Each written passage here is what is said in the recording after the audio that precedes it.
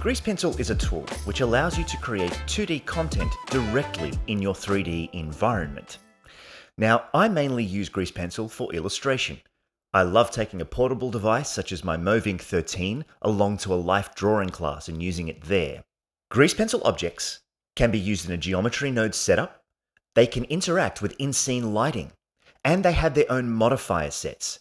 In fact, Grease Pencil can enhance your 3D scenes in ways that you may not have yet imagined. For this lesson, I'm going to be using my Wacom Intuos here. Now, most stylus pens have a couple of buttons which can be mapped to right or middle mouse clicking, but often you'll find only one button is available, or that a second button is better utilized for another function. So this is one case where I will open my preferences and click Emulate 3-button mouse for the entire lesson. Now when I hold down the Alt key, I can press my pen and drag, and I can rotate my view.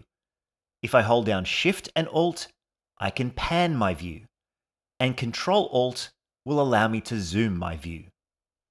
Let's begin with a general preset. I'll delete the default cube, then hit Shift A, go down to Grease Pencil, and choose the monkey.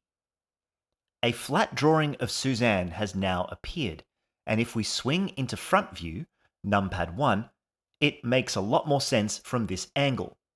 A Grease Pencil object has its own unique data block, and the icon is this squiggle here with square nodes at each end. Inside this data block, you'll see two layers.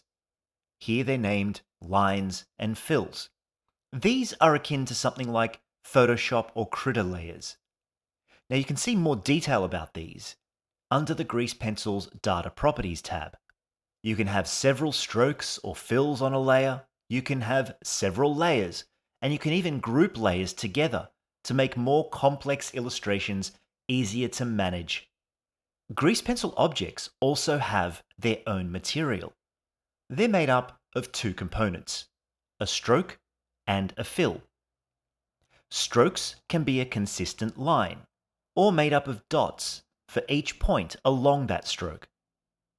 Fills describe the area inside a shape as defined by a stroke. Both strokes and fills can be solid, textured, or even have a gradient. This monkey has a number of materials, made up of combinations of strokes, fills, or both, some with different levels of opacity.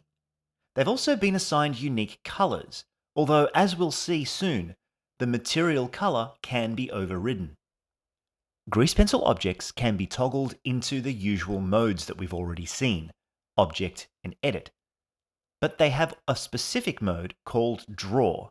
Now this is the mode you'll mostly be in. Now you can add a Grease Pencil object to your scene, add materials and layers and begin to play around with the brushes, or you can take a shortcut and open the 2D animation preset.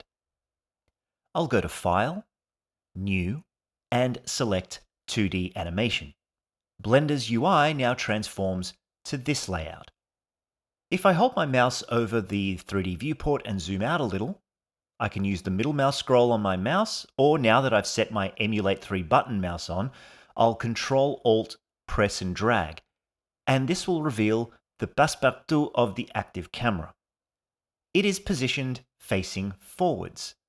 The world setting is this white background.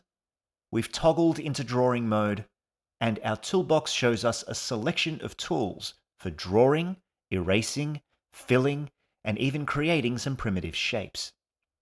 Our brush tool is active. At the bottom of our viewport, we have an asset shelf filled with various brushes. Next to where it says All, there are three other tabs: Draw, Erase, and Utilities. The sets of brushes in these correspond to these three tools in the toolbox. Below the viewport is a dope sheet editor, and it is set to Grease Pencil. Under the summary, you can see that there's an object called Stroke, and under this, two layers called Lines and Fills. And there are some keyframes already at frame 1.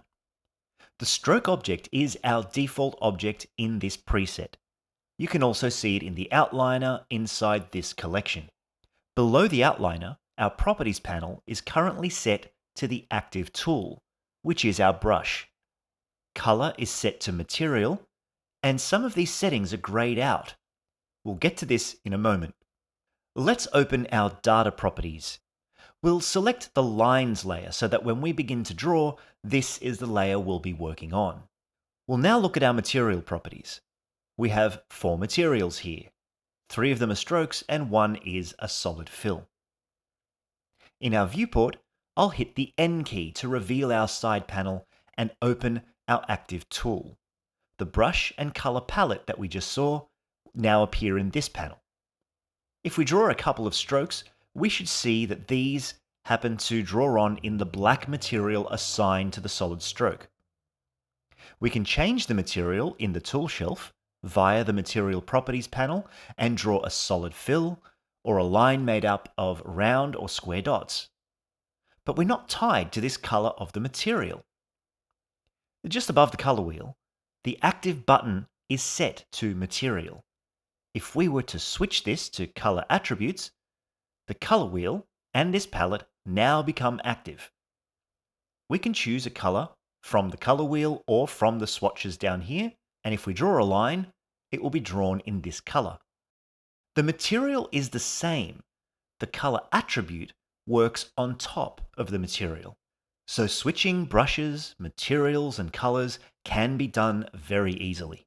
You select a brush from the drop-down in the tool shelf, from the asset browser, or from the side panel.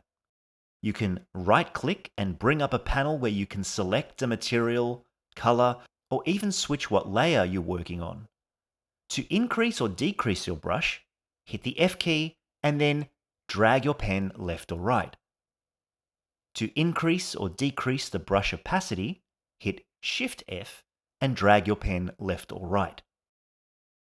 Practice a little with this and you should quickly get the hang of working with brushes to draw some simple sketches.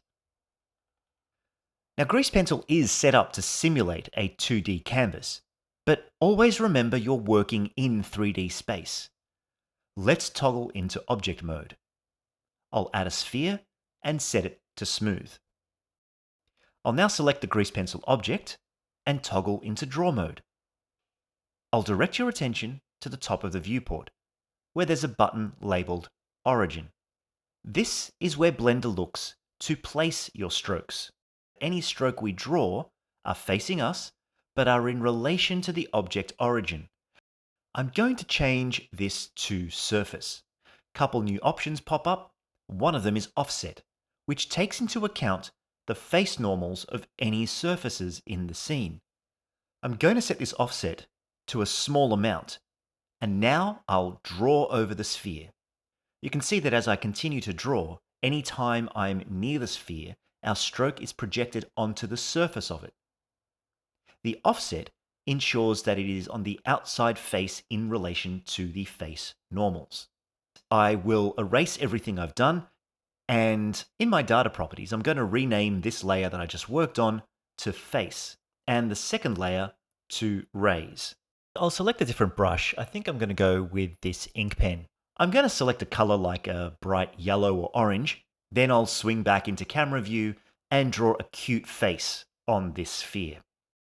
I'll select the raise layer, I'll switch the stroke placement back to origin, and in our camera view, I'll draw some sun rays. Looking at our dope sheet, we have been working in frame 1 all this time. So I'm going to move forward about 4 frames in the timeline, and I'll begin to redraw these rays. You'll notice that as soon as I begin to draw, the rays vanish, but there's a sort of a ghosting left behind. These ghosts are known as an onion skin, and they show you what the strokes looked like in a previous keyframe. I'll draw some new rays. Now I'm going to select the first keyframe on the dope sheet. I'll duplicate it with Shift D and move it forward past the last keyframe we just made. I'll toggle into edit mode and I'll edit the points on these strokes. I can use proportional fall off for this, or just move the points around one by selecting them, hitting the G key, and then dragging them. I can continue to copy selections of these frames one at a time or as groups and duplicate them and move them so that we can get several frames to create this random wiggle effect across all of the rays. Now, yes, I agree we could probably do this with a modifier or an effect to get this sort of thing, but I wanted to show you how frames can be added and edited first. Okay, I think I've got enough frames here for this ray effect. And I might want to add in a couple of eye blinks as we're doing this. This face is fairly static. So I'll select the face layer either in the dope sheet or in the properties editor or from this drop down at the top of the 3D viewport. I might have to switch my stroke placement back to surface and draw in the eyes in a blinked position. Okay, these work. So now I have a keyframe for when they're open and when they're closed. I can just duplicate and move the duplicates around so that we've got a nice little animation of blinking eyes. Now I can hide my sphere. I'll go into object mode, select the sphere and hit H to hide so that only the grease pencil strokes are visible. Now let's decrease the total frames for our animation and hit spacebar to play this animation through. Now drawing frame by frame is a lot of fun, but as I mentioned before, there's other ways that you can animate grease pencil objects. Let's move the playhead all the way back to frame 1. I'm going to add a new layer now, and I'm going to name this Right On. And in the Specials menu, that's this hidden menu under this arrow here, I'm going to select an option to auto-lock inactive layers. That means I won't draw or delete or edit any strokes or fills on another layer by accident. And I'll set the color attribute to something a little darker and write the words "Let's Learn Blender" next to this sun. I'll toggle into object mode, select the camera, and move it over so that the sun is a little more off center and that we can see everything that we're going to have animated on. I'll select my grease pencil object again, and I'll add a modifier. I'm going to choose Build, and under the Influence section, I'll choose the Right On layer so that it will only be isolated to this layer. I'll change the timing to natural drawing speed, and now when we play this animation, these words should write on at a natural pace. We can further tweak the speed factor to make it write on faster or slower depending on how many frames you want this to happen over, but now we've got a cute blinking sun enticing us to learn Blender. Now, of course, there's so much more that we can talk about when it comes to grease pencil. If you want to know more, I do have a free course called Draw, which is available on our YouTube channel as well as through cgcookie.com. One caveat though, it was created before grease pencil's recent glow up. However, it still covers a lot of relevant information and is a lot of fun to do. You might want to go back and revisit some of the tips and tricks that you saw in this lesson, and when you're comfortable, let's move on to the final lesson on sculpting.